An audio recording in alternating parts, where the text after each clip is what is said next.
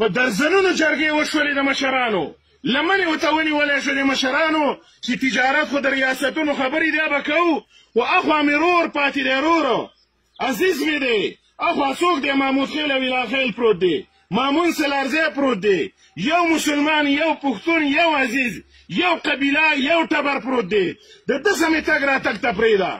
په سیکانو کې هم د سیکانو دننه نه دی د یو بل د عزیزانو سره تګ راتګ بند نه دی، کرتارپور یې ورته آزاد کړی سیکانو ته. د هندوانو سره په ورورولۍ کې واګا باډر چې کوم دی کولاو دی، هندوانو ته لاره بنده نه ده. د چین د کمونستانو سره لاره ازاده ده د دې ریاست، د ایران د شیګانو سره د لاره ازاده ده. ورته یو مسلمان او دا یو پښتون چې په دې خاوره پروت دی، نو تجارت خو ډېرې غټې خبرې دي، هغه به م انشاءالله کېږي. لومبی ګام موږ دا یادو چې دا تګ راتګ دې ولې بند کړی دی؟ دا نه کسټم غواړي، دا نه ټرمینل غواړي، دا نه نورې ویزې او پاسپورټونه غواړي. د نن نه 2 کاله وړاندې د ناوګۍ د مامازو د کلي یو زنانه تلې وه کونړ له، او د بدقسمتۍ نه هلته مړه شوله. ازامن بچي شیخ جانزاده صاحب لرال ویل کمانډن صاحب ته راله ټلیفون وکړه مور مړه ده چې راویړو. دا داستان دی ګورې د دې خاورې، هسې خبرې نه کوو موږ، دا ځینې خبرې زړه م تاو کوي، ځکه یې تاسو ته کوو چې دا خبرې قامي خبرې دي. نور غیرت به کول غواړي په دې خاوره باندې. په هغه وخت کې کرنل سلیمان یې ورته ویلو کمانډن و د باجوړ پنجابي او د پنجاب نه راغلی و، د هغه سره رابطه وشوه. کمانډن صاحب 3 غنټې پس ویل زه راته رابطه کوم، 3 غنټې پس وایي د بالاحصار او د جیشکو نه اجازت نشته چې یو پښتون د بل پښتون د رور عزیز د کور نه خپل مړی راواړئ.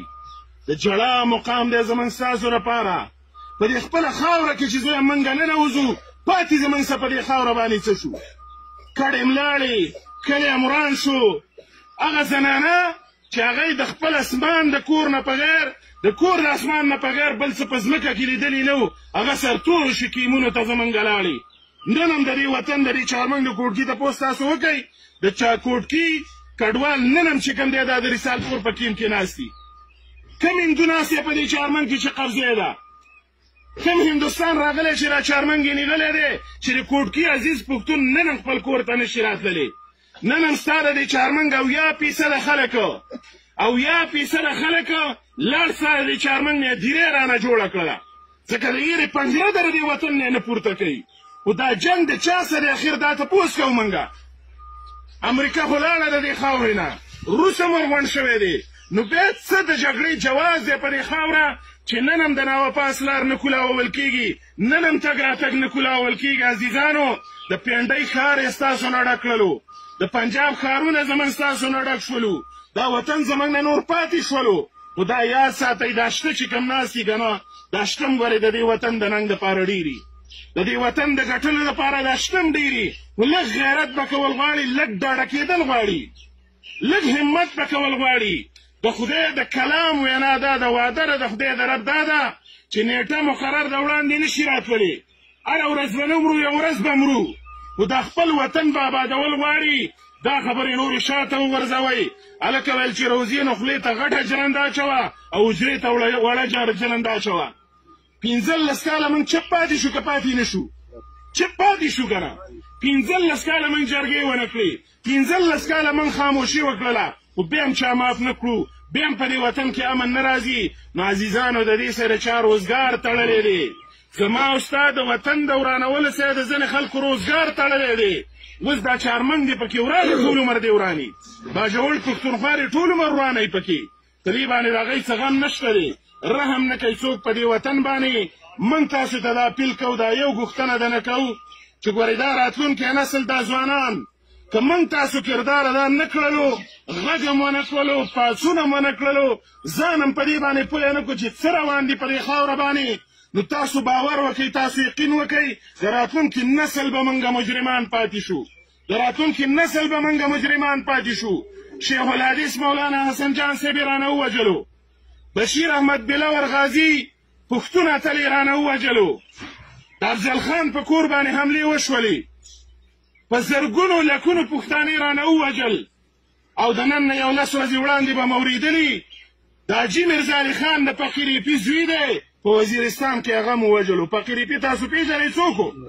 پیرنګیان د هغوی په باره کې لیکي، دغه فقیر ایپي په باره کې نوسی دا ووجلی شو. چې د فقیرپي د یېرې نه د وزیرستان په خاوره باندې پیرنګیانو پلټنې نه شوې تېرېدلې، نن هغه د فقیرپي نوسۍ ووژلو په دې خاوره. آیا فقیرپي دا مسلمان نه و؟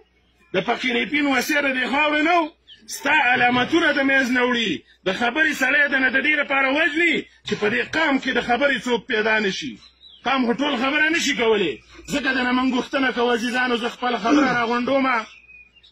ورورولي عام کول غواړي په دې ټول وطن کې. دا چارمنګ ډېرو پتنو والی دی، ډېرو دشمنو تربګنو والی دی.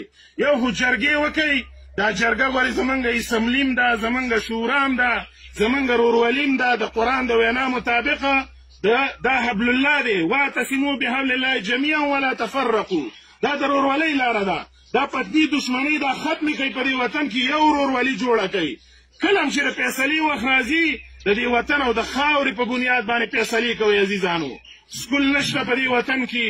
د چارمنګ په شان ابو هوا چې کوم ده که نه، دا پنجاب ته چې رانه روان دي، دا عزیزانو ته موږ وایو چې ټیک د سپېره ورځ په دې وطن شته دی، بېروزګاري او غریبي ده. خو مهرباني وکړه هدیره ګورې د دې چارمنګ نه مه وړه.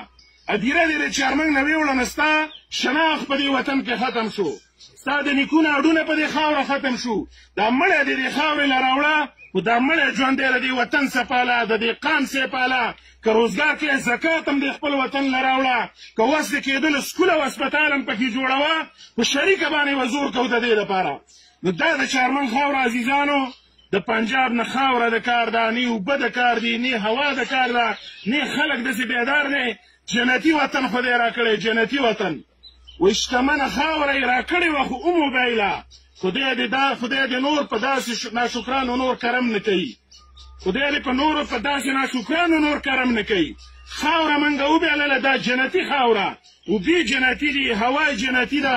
دا د چارمنګ خاوره چې اوبه هم پکې نشته، ټویل هم نشته، سیند هم نشته، نیر هم نشته دی، او جوار او غنم چې کوم دی هر کال موږ له کوي. خو که دا موږ آباده کړله، په دې خپل زور هم آباده کړله، نو د آبادۍ لاره چې کوم دی تجارت دی.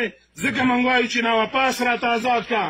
ټولې لارې د نواپاس به انشاءالله ازادېږي، په ټولو لارو باندې به تجارت کېږي. او دا یوازې نواپاس د چارمنګ او د ناوګۍ لار نه ده، نواپاس یوازې د باجول لار نه ده، د ټول ملکن ګیټوی ده، د ټول ملکن. د مینګورې تجارتي قافلې به د منځنۍ شیانه په دې باندې راوښتلې. خو که موږ تاسو بیدار شو او ځان هم په دې پوه کړو، دا لار کونړ ته نه ده تلې، دا نیمې دنیا ته رسېدلې ده. د نیمې دنیا څخه چې د پاکستانو ته نن مجبوره دی.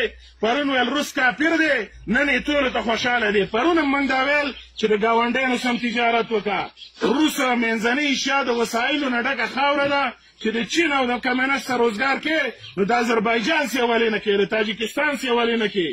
لاهور 6.5 کیلومتره ردي لالخیلو نه لرې دی، او تاجکستان 600 کیلومتره ردي لالخیلو نه لرې دی.